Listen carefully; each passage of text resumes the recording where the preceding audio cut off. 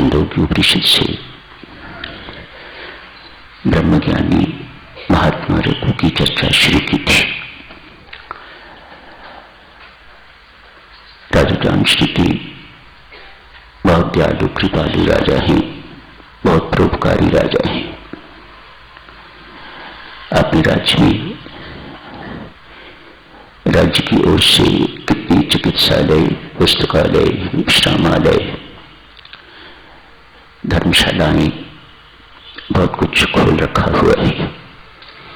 जगह जगह पर प्याऊ हैं, लगे हुए विश्राम स्थल हैं। गरीब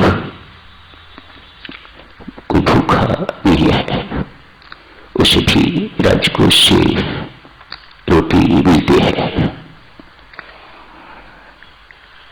बहुत समृद्ध हो गए हैं राजा अपने परोपकार के कारण, दानशीलता के कारण। राज्य में वृद्धि भी हुई है, सफलता भी मिल रही है। अर्ज की जा रही थी अब से, जहां कर्म सत्कर्म होता है, सेवा होती है, वहां अभिमान के बीच भी साथी होते हैं। प्रशंसा रूपी जल उन बीज को मिलता है तो वो अंकुरित होते हैं, तो कालांतर में विशाल पेड़ के रूप में आपके समक्ष बहुत बड़ी बाधा प्रस्तुत कर देते हैं। राजा के साथ भी ऐसा ही हुआ है।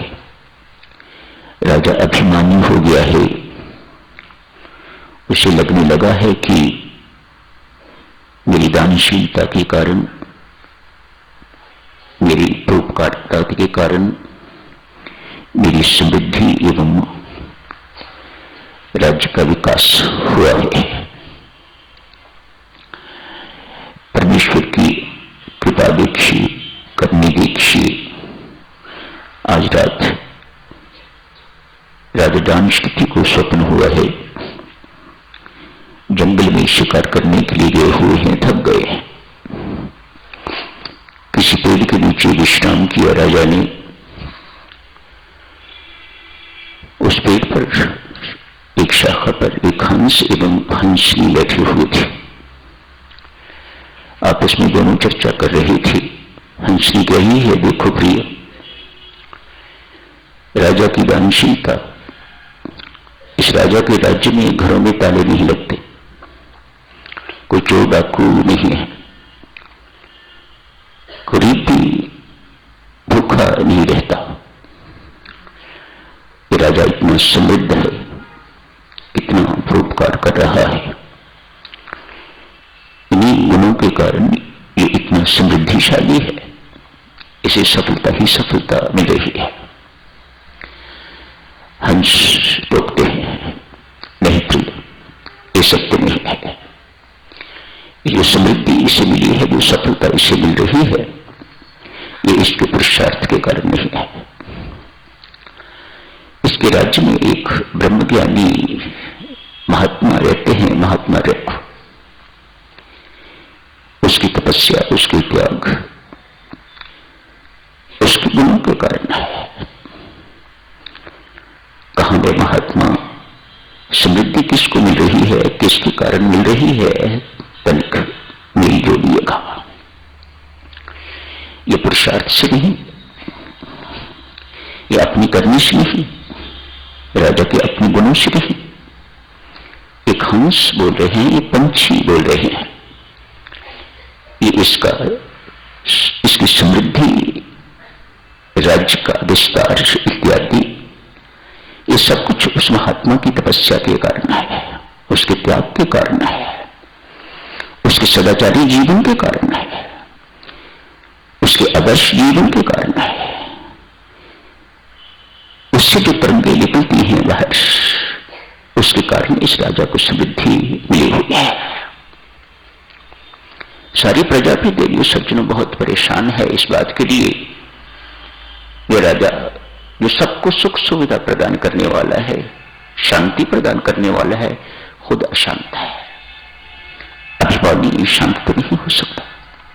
भीतर ही भीतर उसे कहीं न कहीं ये अभाव, कुरीतता रहता है, ये दुर्गुण उसे कुरेदता रहता है। अभिमान कोई अच्छी बात तो नहीं, किसी भी मात्रा में है, किसी भी प्रकार का हो जाता है। मैं उत्कृष्ट हूं, किसी से सुपीरियर हूं, इतना पर्याप्त है। वह आपको दुखी रखने के लिए, अशांत रखने के लिए पर्याप्त है। ये अभिमान का गुण है। वह कभी आपको शांति नहीं देगा, कहीं ना कहीं आपको चोट मारता रहेगा, जो आपकी अशांति का कारण बने और आपका अभिमान जो है वह शिथिल हो, दबा रहे। कोई ना कोई काम आप पर रोक के रखेगा ताकि आपकी अकल जो है वह ठीक रहे, आप अपने आप को 30 मार न समझो। हंस समझाता है हंस को। मैं ऐसे महात्मा के दर्शन करना चाहती हूं। दोनों उड़ गए। राजा की आंखों की सपन टूट गया। घर चला गया है वापस। घर ही था, स्वप्न आ रहा था। स्वप्न में बाहर गया हुआ था, कामकाज में मन नहीं लग रहा, लेकिन मन में सोचा स्वप्न तो झूठे ही होते हैं, क्या है इनमें, कुछ नहीं रखा। जबरदस्ती अपना मन राजकाज में लगा रहा है, लेकिन लग नहीं रहा। ऐसे महात्मा के दर्शन करने चाहिए, जिसके कारण मेरी समृद्धि, मेरी सफलता, मैं तो यही सोचता था कि मेरे कारण ये सब कुछ मेरा पुरुषार्थ है, मेरा ये गुण, दानशीलता इत्यादि के गुणों के कारण मेरी समृद्धि है। पर ये पंछी रवि हंस कह के गया है कि नहीं, उस राजा के, उस महात्मा के कारण, उस ब्रह्मज्ञानी महात्मा के कारण ऐसे महात्मा के दर्शन करने चाहिए। दरबार में पहुंच गए, खोज शुरू हुई। मेरे राज्य में इस नाम का महात्मा है कोई? सबने कहा नहीं महाराज, इस नाम का कोई महात्मा यह नहीं है। खोजो। 3 दिन के अंदर अंदर मुझे उसका पूरा पता चाहिए। मंत्री महोदय ने सेवकों को भेजा, ढूंढो। खोज करने के बाद ये पता लगा कोई महात्मा तो नहीं है, एक बैलगाड़ी चलाने वाला गाड़ीवाला है। नाम तो ठीक, लेकिन वह कहता है मैं महात्मा नहीं। बैलगाड़ी हाँकने वाला व्यक्ति इस नाम का है, लेकिन वह कहता है मैं महात्मा नहीं हूं। जाओ। राजा को यह हुआ कि हंस की ये बात तो सच्ची निकली, इस नाम का कोई व्यक्ति तो है। अब देखना यह है कि अब बैलगाड़ी चलाने वाला गाड़ीवान महात्मा भी हो सकता है कि सिर्फ गाड़ीवान ही है। मंत्री को कहा खोज जारी रखी जाए। मंत्री ने सेवकों को भेजा, जाओ फिर खोज करो। कहा महाराज इससे अधिक और सूचना उपलब्ध नहीं है। यही सूचना है, वह गाड़ीवान है, बैलगाड़ी चलाता है, उसका नाम रत्व है और वह कहता है मैं महात्मा नहीं हूं। ठीक है, सेवकों को हुक्म दिया। मन में उथल पुथल तो मची हुई है। सेवकों को हुक्म दिया, जाओ उस गाड़ीवान रत्व को कहो राजा ने बुलाया है, उसे यहां लेके आओ। ध्यान रखना, राजकीय सम्मान से लेके आना, अपनी जान में लेके आना, कोई बदतमीजी न करना। मन में कहीं ना कहीं हो रहा है कि कहीं ये महात्मा निकला तो अति सामान्य व्यक्ति, कहीं ये लोग उसे सामान्य बैलगाड़ीवान न समझ के तो उसका कहीं अपमानित शब्द उसके लिए प्रयोग न करे, बदतमीजी न करना। राजा ने स्वयं उन सेवकों को कहा। कुछ सेवक चले गए। महात्मा रत्व उसे बैलगाड़ी के नीचे सो रहे। जगाया, क्या बात है? महात्मा ने पूछा। कहा राजा सब बहुत प्रसन्न है आप पर,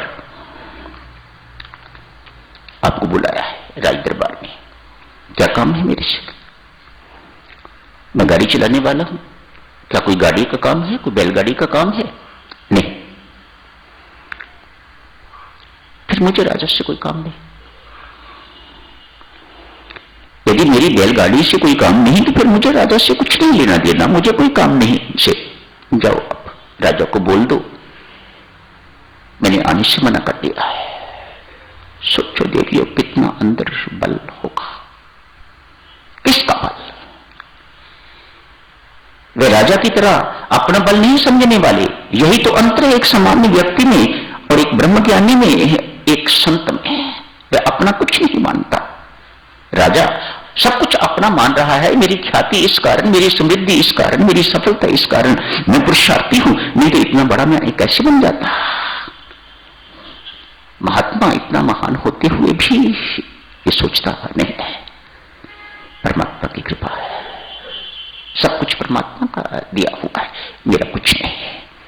मेरे जैसे उसके पास अनेक, मेरे से बढ़ के उससे अनेक, मुझे अगर उसके सम्माननीय वंदनीय बना दिया है तो महिमा उसकी है, मेरा कुछ नहीं है। ये महात्माओं की सोच है, ब्रह्मज्ञानी भक्त की सोच है। मुझे कुछ नहीं देना, आप जाओ। आके सेवकों ने कहा, सारा हाल सुनाया, ऐसे ऐसे सोया हुआ था, हमने जगाया। राजा ने बुलाया है, किस काम के लिए? मैं तो गाड़ी चलाता हूं, मेरी गाड़ी की आवश्यकता हो, कोई गाड़ी का काम हो तो मैं चलूं, यदि नहीं तो फिर मुझे राजा से कोई काम नहीं है, मुझे राजा से नहीं मिलना। और उथल पुथल राजा के मन में मच गई। कौन ऐसा व्यक्ति है जो राजा के हुक्म को टालने वाला है? अवश्य कोई महात्मा होगा, अवश्य कोई बड़ा आदमी होगा। इसी उथल पुथल में सो गया है। आज फिर स्वप्न हुआ, हंस हंसरी आपस में बात कर रहे हैं। क्या तुम इस गाड़ी चलाने वाले को महात्मा कहते हो, ब्रह्मज्ञानी कहते हो? हंस कहता है, अरे ये ब्रह्मज्ञानी ना होता, परमात्मा का प्यारा ना होता तो राजा के कहने पर राजा के पास न चला गया होता। राजा के पास जाता तो उसकी गुर्बत, उसकी गरीबी सारी की सारी दूर हो गई होती, जिंदगी भर उसे कोई काम ना करना पड़ता, राजा ने इसे माला माल कर दिया होता। मानो इसे लोभ नहीं है, इसके अंदर प्रलोभन नहीं है। यही है महात्मा रखो, यही है ब्रह्मज्ञानी रखो। सुबह हुई, मंत्री महोदय मुझे उस गाड़ीवान के दर्शन करने जाना है। राजा स्वयं दर्शनार्थ गए, बहुत से मंत्री इत्यादि। महात्मा रेखो की कुटिया के आगे राज दरबार लग गया है। एक सिंहासन राजा साहब के लिए, दूसरा सिंहासन महात्मा रेखो के लिए। एक और बहुत से सामान इत्यादि रख लिया है, जो भेंट उन्हें देनी है वह रखनी है, हीरे जवाहरात मोती इत्यादि इत्यादि, पैसे इत्यादि, नकदी नोट इत्यादि इत्यादि। मिलन हुआ। मेरा तो जान सीखती हूं। हाँ राजन, इस सारी की सारी आपके लिए मेहरबानी करके इन्हें स्वीकार कीजिए और मुझे उपदेश दीजिए। महात्मा कहते हैं, राजन इन सबको तो मुझे देखने की जरूरत नहीं, मेरे किसी काम के नहीं। ये हीरे जवाहरात तो राजाओं के पास होते हैं, मैं तो बहुत गरीब आदमी हूं, मेरा इनसे कोई सरोकार नहीं। ये सब आप उठा के ले जाइएगा, प्रजापालन कीजिएगा, आप प्रजापालक हो, इन्हें ले जाओ, प्रजापालन करो, जगह जगह पर इन्हें इस्तेमाल करो। रही राजन उपदेश की बात, आपने देखा जिस वक्त आप आए थे, मैं इस वक्त अपने बैलों को चारा डाल रहा था, गाड़ी तैयार कर रहा था। मुझे किसी काम के लिए, किसी ग्राहक के काम के लिए जाना है, जल्दी नहीं। उपदेश इस वक्त नहीं, लौटा दिया। राजा मुंह लटका के वापस। शरीर में और हलचल, मन में और हलचल, बुद्धि में और हलचल राजा साहब के लिए मच गई। कल करेंगे साधु चुनाव आगे की चर्चा, आज यही समाप्त करने की इजाजत दें। धन्यवाद।